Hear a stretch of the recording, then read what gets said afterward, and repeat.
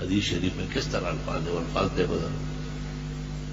فرمایا جب تم میں سے کوئی شخص آخرت یا دنیا کا کام کرنا چاہے اچھی طرح وضو کر لے، 2 رکعت پڑھ لے، پھر دعائے استخارہ پڑھ لے.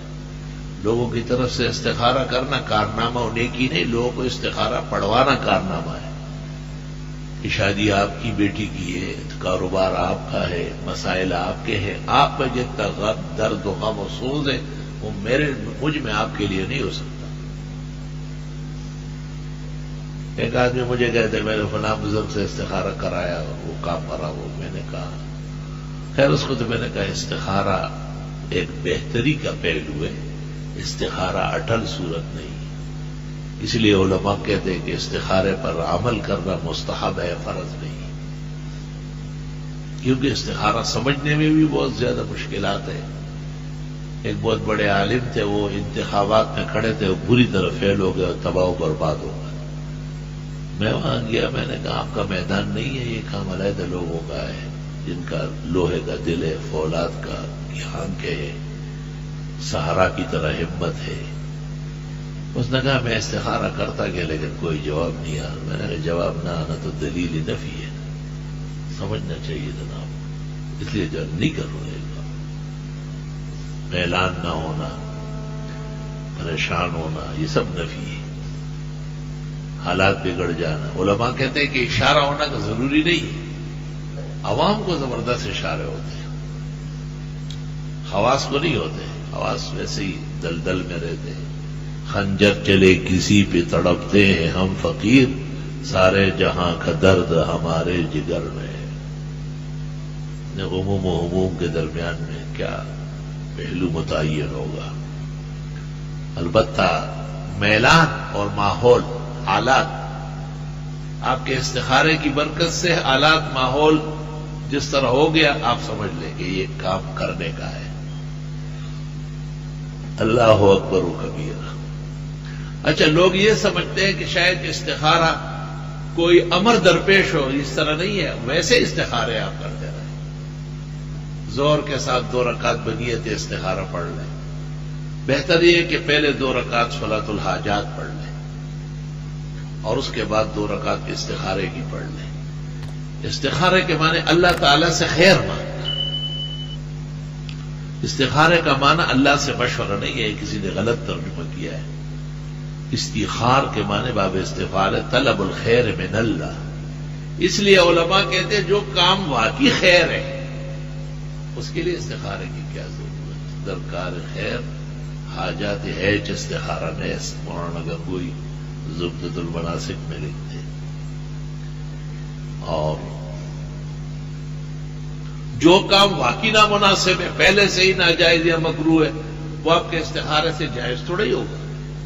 استخارہ اس وقت ہوتا ہے کہ ایک معاملہ ہمیں کرنے اور نہ کرنے کا شرعاً اجازت ہے. یعنی جیسے عام طور پر امور دنیا ہے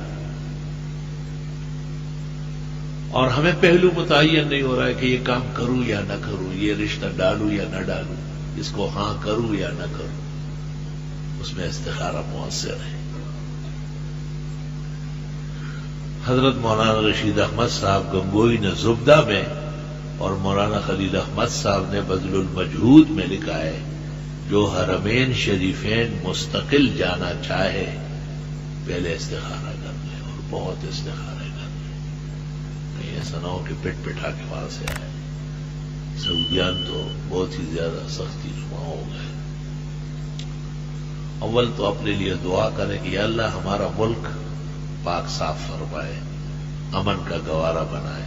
حقیقت یہ ہے تو ایک تو یہ کہ استخارے ویسے ہی کرتے رہو اور ذخیرہ بن جائے گا.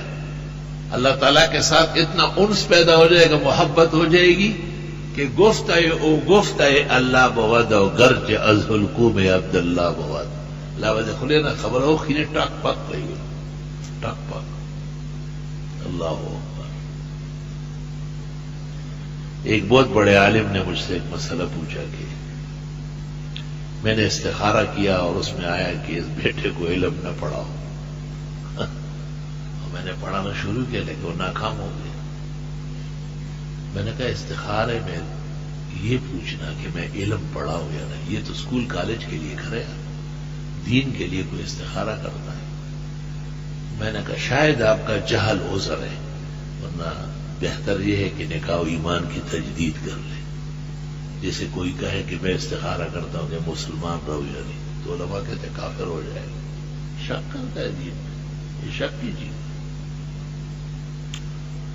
یہ مرزائی اور قادیانی جو ہے نا ایک زبردست دھوکہ دیتے ہیں انٹرنیٹ پر، تمام میڈیا میں، نشریہ میں، کہ اگر کوئی ہمارے احمدی دین کو غلط کہتا ہے یا مرزا صاحب کو کافر و مرتد سمجھتا ہے جیسے مولویوں کا فتویٰ ہے، تو وہ استخارہ کرتا ہے، یہ نہیں کہتا۔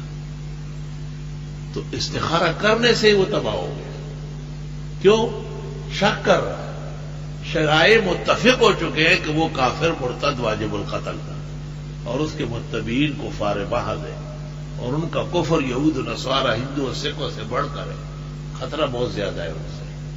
اور یہ استخارہ کرتے ہوئے اسلام کے کمال ہونے میں اور محمد عربی صلی اللہ علیہ وسلم کے خاتم النبیین ہونے میں یا حضرت عیسیٰ مسیح کے قرب قیامت میں آسمان سے اترنے میں شک کر رہا ہے، تو ایمان تو سلب ہو گیا۔ آپ اس کو مرزائی نقشے میں آئے گا، دجالی دجال نظر آئے گا۔